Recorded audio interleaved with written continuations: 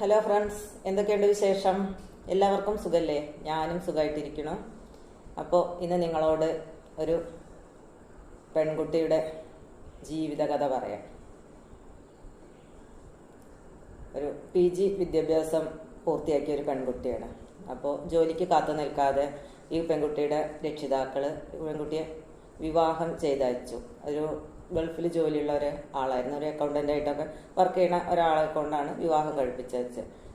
കുഴപ്പമില്ല, അവർക്ക് ചേർന്നൊരു ബന്ധം തന്നെയായിരുന്നു. ആ പെൺകുട്ടിക്ക് താല്പര്യമായിരുന്നു, കുഴപ്പമൊന്നുമില്ല. അവർ നല്ല പോലെ ജീവിച്ച് പോവുകയും ചെയ്തായിരുന്നു.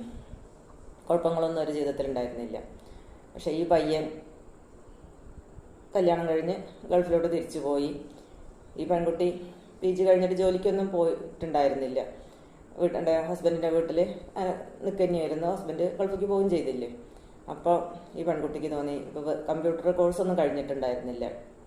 PG കഴിഞ്ഞിട്ടുണ്ടായിരുന്നു, MCOM വരെ പഠിച്ചിട്ടുണ്ട്. അപ്പോൾ അതിനുശേഷം പെൺകുട്ടി അക്കൗണ്ടിങ് കോഴ്സ് പഠിക്കണമെന്ന് ഭർത്താവിൻ്റെ വീട്ടുകാരെടുത്തും സ്വന്തം വീട്ടുകാരെടുത്തൊക്കെ പറഞ്ഞു. അപ്പോൾ സ്വന്തം വീട്ടുകാർക്ക് താല്പര്യമുണ്ടെന്ന് പോയിക്കോട്ടെ, പറഞ്ഞയക്കാം എന്നൊക്കെ അവർ വിചാരിച്ചു. പക്ഷെ ഭർത്താവിൻ്റെ വീട്ടുകാർക്ക് അത്ര താല്പര്യം ഉണ്ടായിരുന്നില്ല പറഞ്ഞയക്കാൻ വേണ്ടിയിട്ട്.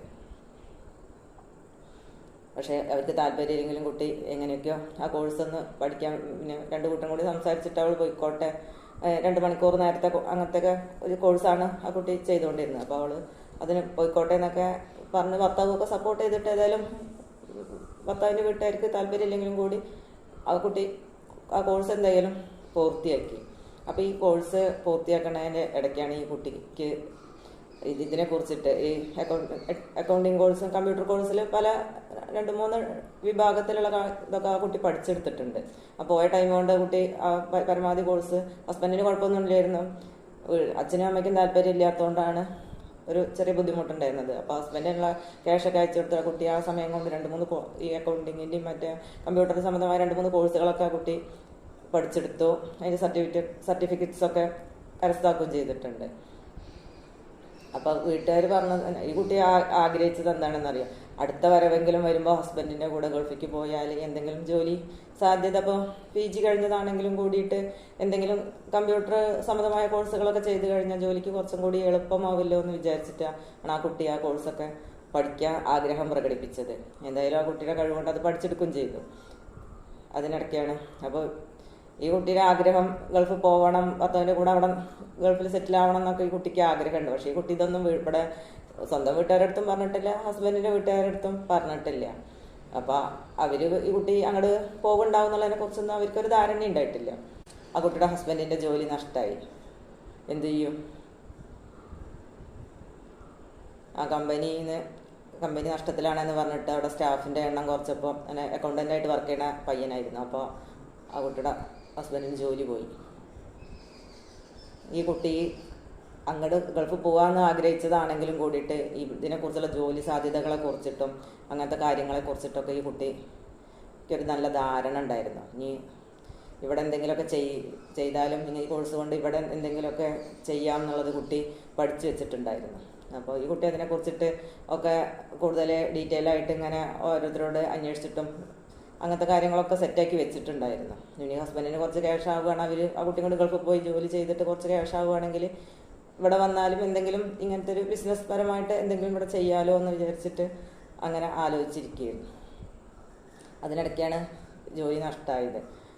അപ്പോൾ ഈ കുട്ടീൻ്റെ ഐഡിയ കൊണ്ട് ഇവിടെ എല്ലാവരും എതിർത്താലും ഹസ്ബൻഡ് മടങ്ങി വന്നപ്പോഴേക്ക് ഈ കുട്ടി ഒരു കുറച്ച് ക്യാഷൊക്കെ ഇവരുടെ കയ്യിലുണ്ടായിരുന്നു, ഹസ്ബൻഡിൻ്റെ കയ്യിലുണ്ടായിരുന്നു. പിന്നെ ഈ കുട്ടിക്ക് അയച്ചു കൊടുക്കണതും കുറച്ച് മിച്ചം വെച്ചായിരുന്നു. അപ്പോൾ ഫീസിനായിട്ടും മറ്റേ ആവശ്യങ്ങൾക്കൊക്കെ ആയിട്ട് ഈ കുട്ടിക്ക് ഹസ്ബൻഡ് അയച്ചു കൊടുക്കുന്ന പൈസ കുറച്ചൊക്കെ ഈ കുട്ടി മിച്ചം വെച്ചായിരുന്നു. അങ്ങനെ കുട്ടിയുടെ കയ്യിലുള്ള കല്യാണം കഴിച്ചു കൊടുത്തപ്പോഴുള്ള ഗോൾഡും ഉണ്ടായിരുന്നു. ഗോൾഡൊക്കെ കുറച്ച് പണയം വയ്ക്കുക ചെയ്തിട്ടോ, കുറച്ച് മറ്റേ ക്യാഷ് കുറച്ച് കയ്യിലുണ്ടായിരുന്നല്ലോ. അപ്പോൾ അവർ അങ്ങനെ ഒരു കമ്പ്യൂട്ടറിൻ്റെ ഒരു സ്ഥാപനം തുടങ്ങി. ഓൺലൈൻ സേവനങ്ങളും അങ്ങനത്തെ കാര്യങ്ങളൊക്കെ ആയിട്ട് ഈ കുട്ടി ഇതിനെക്കുറിച്ചൊക്കെ ഐഡിയ എങ്ങനെ എന്തൊക്കെ ചെയ്യേണ്ടതെന്നൊക്കെ ഈ കുട്ടിക്ക് നല്ല ഐഡിയ ഉണ്ടായിരുന്നു. അപ്പോൾ അങ്ങനെ ആ ഒരു സ്ഥാപനം ആ കുട്ടി ഹസ്ബൻഡ് ജോലി ഇല്ലാതെ തിരിച്ചു വന്നപ്പോഴേക്കും ഇങ്ങനെയൊക്കെ ചെയ്യാം ഇത് ജോലി പോണത് പെട്ടെന്ന് അറിഞ്ഞിട്ടല്ലേ, പിന്നെ കമ്പനി നഷ്ടത്തിലാണ്, കുറേ സ്റ്റാഫിനെ ഒഴിവാക്കും എന്ന് പറയുന്നുണ്ട് എന്നൊക്കെ ഈ കുട്ടീനോട് ഹസ്ബൻഡ് പറഞ്ഞിട്ടുണ്ടായിരുന്നു. അപ്പോൾ തിരിച്ചു വരുമ്പോൾ എന്തെങ്കിലും ഇവിടെ വേണമല്ലോ, പിന്നെ അവിടെ നിന്നിട്ട് തന്നെ വേറെ ജോലി കണ്ടുപിടിക്കാനുള്ള ഒരു സോഴ്സൊന്നും ഉണ്ടായിട്ടുണ്ടാവില്ല. അപ്പോൾ അതൊക്കെ അവർ ഡിസ്കസ് ചെയ്തതുകൊണ്ടായിരിക്കാം. അല്ലെങ്കിൽ ഇപ്പം അവിടെ നിന്നിട്ട് തന്നെ നമുക്ക് മറ്റ് കമ്പനികൾക്കൊക്കെ അപ്ലൈ ചെയ്തിട്ടും എനിക്ക് ഫ്രണ്ട്സൊക്കെ ഉണ്ടെങ്കിലൊക്കെ അങ്ങനെ വീണ്ടും ഗൾഫിൽ തന്നെ സെറ്റിൽ ആവാനുള്ള സൗകര്യങ്ങളൊക്കെ ഉണ്ടല്ലോ. പക്ഷെ ഇതൊക്കെ നമുക്കൊരു ഭാഗ്യം എന്ന് പറഞ്ഞൊരു സംഭവം കൂടി ഇതിന് കൂടെ ഉണ്ടെങ്കിൽ മാത്രമേ ഇതൊക്കെ ഇടിപിടിന്ന് വെച്ചിട്ട് കാര്യങ്ങൾ നടക്കുള്ളൂ. നമുക്കൊരു മോശം സമയം വരുമ്പോൾ നമ്മൾ സഹായിക്കാൻ ആരും ഉണ്ടാവില്ല. നമ്മൾ ജോലിയാണെങ്കിൽ നഷ്ടപ്പെടും, സഹായിക്കാൻ ആളുണ്ടാവില്ല. അങ്ങനെ നമ്മൾ എല്ലാം കൊണ്ടും ബുദ്ധിമുട്ടിലാവുന്ന ഓരോ സന്ദർഭങ്ങളാണ്. തിരിച്ചു വരുമ്പോൾ ചിലപ്പോൾ വീട്ടുകാർക്ക് തന്നെ ചിലപ്പോൾ സന്തോഷം ഉണ്ടാവില്ല. കാരണം പണം വരുന്ന വഴി മുടങ്ങി. പിന്നെ ചിലവർ വീട്ടുകാരെന്നെ കുറ്റപ്പെടുത്തും, കാരണം നിൻ്റെ കയ്യിലിരിപ്പോണ്ടാണ് ജോലി പോയത്, കമ്പനി പൊളിഞ്ഞിട്ടൊന്നും ആവില്ല, അല്ലെങ്കിൽ കമ്പനി നഷ്ടത്തിലായിട്ടൊന്നും ആവില്ല, അങ്ങനെയൊക്കെ പറഞ്ഞ അങ്ങനെയുള്ള കുറേ ആൾക്കാരും ഉണ്ടാവും. എന്തായാലും ഈ കുട്ടിയപ്പയ്ക്ക് ഇവിടെ ഒരു ഓൺലൈൻ സ്ഥാപനം തുടങ്ങാൻ വേണ്ടിയിട്ടുള്ള എല്ലാ സെറ്റപ്പും ഇവിടെ റെഡിയാക്കി വെച്ചിരുന്നു. കാരണം ഈ കുട്ടി ഹസ്ബൻഡിൻ്റെ വീട്ടുകാരായിട്ട് പറഞ്ഞിട്ടില്ല. കാരണം അവർ ഇപ്പോൾ ഈ ഒരു പെൺകുട്ടി കമ്പ്യൂട്ടർ കോഴ്സ് പഠിക്കാൻ പോകണതന്നെ അവർക്ക് ഇഷ്ടമില്ല. പിന്നെ ഇപ്പോൾ ഈ കുട്ടി ഇങ്ങനെ ഒരു ജോലിക്കും കൂടെ പോകുമെന്ന് പറഞ്ഞാൽ അവർ സമ്മതിക്കുമോ? എന്തായാലും ഹസ്ബൻഡിനോട് ചോദിച്ചിട്ട് ഈ കുട്ടിയെല്ലാം ഇവിടെ സെറ്റാക്കി വെച്ചിരുന്നു.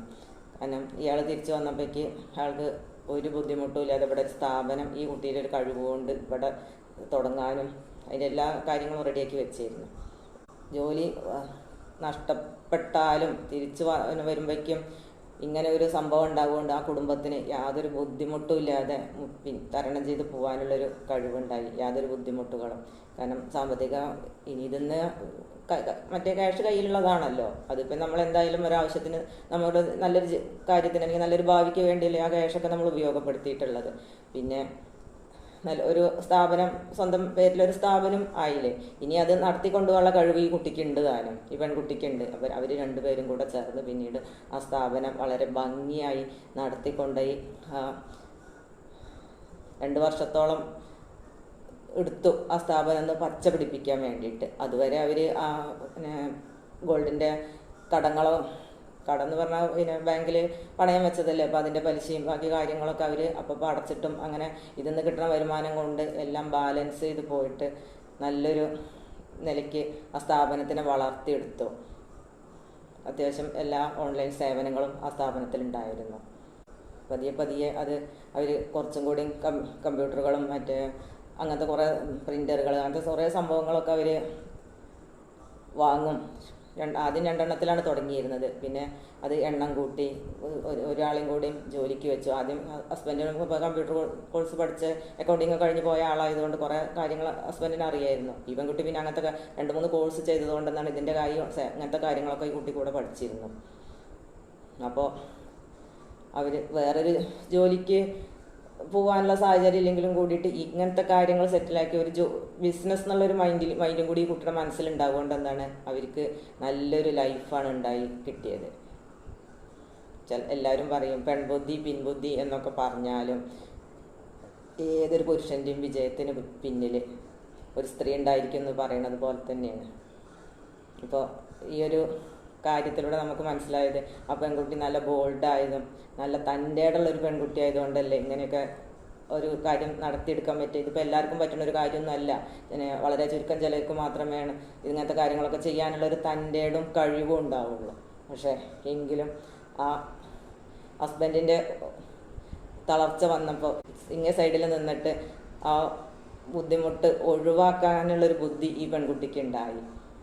ആ പെൺകുട്ടിയുടെ ഒരു കഴിവ് തന്നെയല്ലേ അത്.